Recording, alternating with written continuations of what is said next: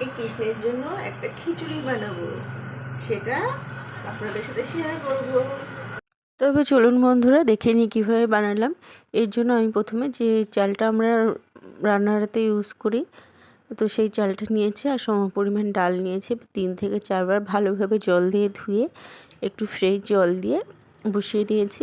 দেখুন ফুটে ওঠার পরে যে গ্যাজাটা বেরোয় চাল ও ডালের, সেই গ্যাজাটা কিন্তু অবশ্যই ফেলে দিতে হবে। এটা চাল ও ডালের নোংরা, এটা অবশ্যই ফেলে দিতে হবে যেহেতু বাচ্চারা খাবে। তো চাল ও ডালটা প্রায় অনেকটাই সিদ্ধ হয়ে গেছে। এর মধ্যে দিয়ে দিলাম সামান্য লবণ। এখানে আমি কিন্তু সন্ধব লবণ দিয়েছি, যেহেতু বাচ্চা খাবে, কৃষ্ণ খাবে, ওই জন্য আমি একটু সন্ধব লবণ দিয়েছি আর একটু হলুদ গুঁড়ো দিয়ে ভালোভাবে মিশিয়ে নিয়েছি। এখানে অনেকগুলো সবজি কেটে নিয়েছি। এরপর একটা পাত্রে আমি একটু সর্ষের তেল নিয়েছি 1 চামচের মতন।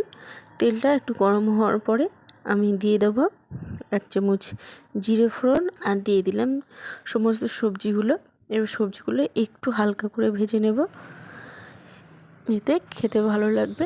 আর দিয়ে দিলাম পরিমাণ মতন জল আর দিয়ে দিলাম চাল ও ডাল।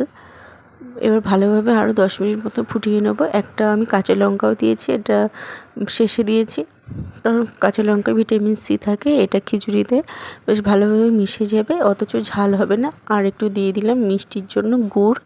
এখানে বাচ্চাদের চিনি ব্যবহার না করাই ভালো। এখানে অল্প একটু গুড় দিয়েছি। আর দেখুন নামানোর শেষে অল্প একটু মাখন দিয়েছি, এতে খিচুড়িটা অনেকটা টেস্টি হয় আর বাচ্চারাও খুব ভালোভাবে খায়। তো খিচুড়িটা রেডি হয়ে গেছে, একটু গলিয়ে নিয়েছি।